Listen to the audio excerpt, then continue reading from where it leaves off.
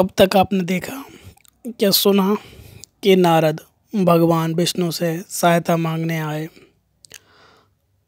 तब उन्होंने कहा कि हे प्रभु, अब मेरी भी इच्छा ये होती है कि मैं भी अपना घर परिवार बसा लूं।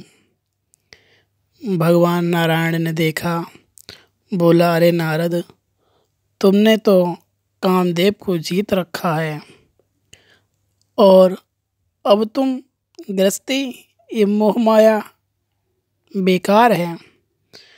महादेव को देखो कहाँ पड़े पार्वती माता के साथ में, मुझे देखो मैं यहाँ पड़ा रहता हूँ और तुम समस्त संसार का श्रेय जानते हो।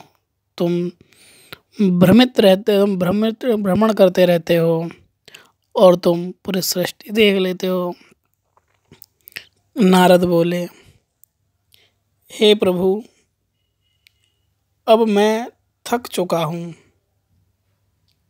इस संसार की परिक्रमा लगाते लगाते, और अब मेरा मन ये कर रहा कि घर परिवार का सुख एक अलग ही होता है।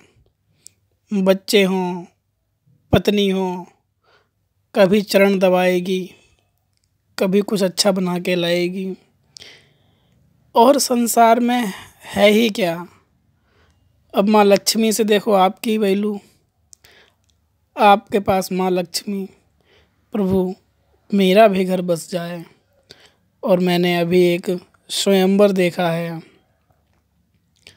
मुझे वहाँ कन्या बहुत पसंद आई है। कृपया करके आप मेरी सहायता करें और आप मुझे मोहिनी रूप प्रदान करें। भगवान विष्णु ने नारद की तरफ देखा और तदास्तु करते हुए बोले, जाओ। नारद वापस जाने लगे और वह स्वयंवर में पहुंच गए।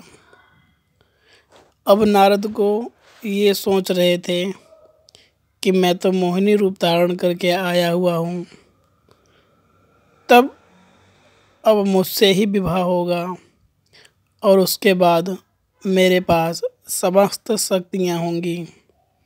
नारद यही सोच रहे थे। इधर भगवान विष्णु के पास महादेव और ब्रह्मा जी आए थे। उन्होंने कहा, प्रभु, आगे का क्या विचार है। भगवान नारायण वहाँ से उठे और चल दिए और वे उस स्वयंवर में पहुँच गए और उन्होंने देखा कि वहाँ नारद भी बैठे हुए थे। भगवान विष्णु ने वहाँ गए, तब इन भगवान विष्णु वहाँ बैठे थे, एक राजकुमार बने हुए। महादेव के भी कुछ गण आए हुए थे और उन्होंने नारद को देखकर हंस रहे थे। नारद को ये लगा कि मेरा चेहरा इतना आकर्षित है कि स्त्री तो स्त्री, ये पुरुष भी मुझे देख के मोहित हो रहे हैं। नारद यही सोच रहे थे कि तब तक उस कन्या ने, क्योंकि वह कन्या वास्तव में माँ लक्ष्मी थी और वे राजकुमार भगवान विष्णु ही थे, उन्होंने अपना हार भगवान विष्णु के गले में डाल दिया। ये सोच के नारद को बहुत गुस्सा आने लगा और नारद ने जो सामने खड़े देवगण को बोला कि तुम ऐसा मुझे क्या देखते हो। तब उन्होंने कहा कि तुम पहले अपनी शक्ल देख कर तो आओ, जो तुम इस स्वयंवर में आए हुए हो। नारद गुस्से में गए और एक जल के अंदर अपनी तस्वीर देखी, तब उनका फेस बानर का था। तब नारद को गुस्सा आया और वो आके उन्होंने कहा कि ठीक ऐसी ही शक्ल तुम्हारी होगी। जो भगवान शंकर और उनके गण खड़े थे, सभी को नारद ने श्राप दे दिया और वो जान गए कि मायापति की माया है, और भगवान विष्णु को भी श्राप दिया कि जिस प्रकार आज मैं नारी के लिए तड़प रहा हूँ अपनी पत्नी के लिए, इसी प्रकार तुम भी एक दिन अपनी पत्नी के लिए तड़पोगे और तुम उसे पा नहीं पाओगे। इस प्रकार नारद ने श्राप देते हुए, श्राप को सुनते ही भगवान विष्णु भी घबरा गए और महादेव भी। तब उन्होंने अपनी माया समाप्त की और नारद को ठीक किया।